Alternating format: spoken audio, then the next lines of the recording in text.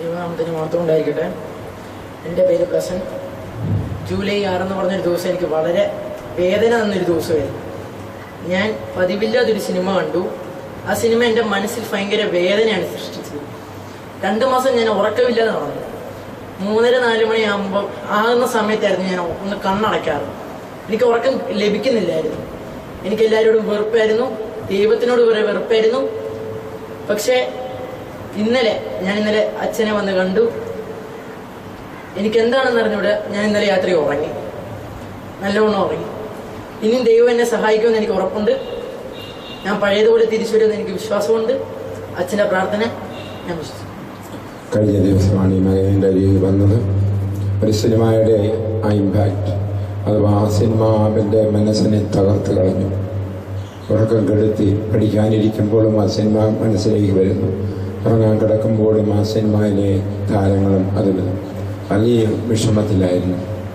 ഇതിൽ നിന്നൊരു വിടുതലുണ്ടാകണം, അത് മാത്രമാണ് ആഗ്രഹിച്ച് എൻ്റെ അരികിലേക്ക് വന്നത്. കർത്താവിൻ്റെ നാമത്തിൽ ആ സിനിമയിലൂടെ പ്രവർത്തിക്കുന്ന തിന്മകളെ ശാസിച്ച് ബന്ധിച്ച് ബഹിഷ്കരിച്ച് ഈ മകനെ സ്വതന്ത്രനാക്കി നിൻ്റെ പൈതലാക്കി മാറ്റണം നിൻ്റെ ഉള്ളം കയ്യിൽ. അത് മാത്രമേ അച്ഛൻ പ്രാർത്ഥിക്കുള്ളൂ. ഇവൻ നിൻ്റേതാണ്, നിനക്കുള്ളവനാണ്.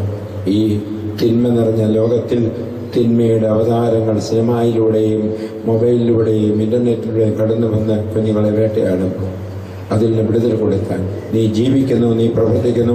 പൗരോഹിത്യത്തിൻ്റെ ആശീർവാദത്തിൽ നിന്റെ പ്രവർത്തനമുണ്ട്. വിശ്വാസിയായ ഒരുവൻ എന്നെ രക്ഷിക്കണമേ എന്ന്, ഇതിൽ നിന്ന് വിടുതൽ ഞാൻ ആഗ്രഹിക്കുന്നു, ഇതിൽ നിന്ന് മോചനം ഞാൻ ആഗ്രഹിക്കുന്നു എന്ന് യുവാവ് വന്ന് പറയുമ്പോൾ കർത്താവേ നീ ചെവിച്ചാഴ്ച കേൾക്കണമേ എന്ന് മാത്രമേ അച്ഛൻ പ്രാർത്ഥിച്ചുള്ളൂ, ആശീർവദിച്ചുള്ളൂ. അതിൽ വിടുതൽ ഇനി ഇത് ആവർത്തിക്കപ്പെടുകയില്ല. ദൈവം ഈ മകനെ അനുഗ്രഹിച്ചു. ഇതുപോലെ യുവാക്കന്മാരെ തിന്മ പറ്റിയാൽ അഥവാ ചതിക്കൊഴിവിൽ ഒക്കെ വീണാൽ ദിവ്യകാരുണ്യത്തിലേക്ക്, കുർബാനയിലേക്ക്, ബലിപീഠത്തിലേക്ക് ഓടി വരട്ടെ എന്ന് എല്ലാ അമ്മമാരും എല്ലാ പിതാക്കന്മാരും ഒച്ചത്തെ കര ഉയർത്തി ഒന്ന് ആഗ്രഹിച്ച് ഈ മകനെ എല്ലാ യുവാക്കന്മാരെയും ഒന്ന് അനുഗ്രഹിച്ച്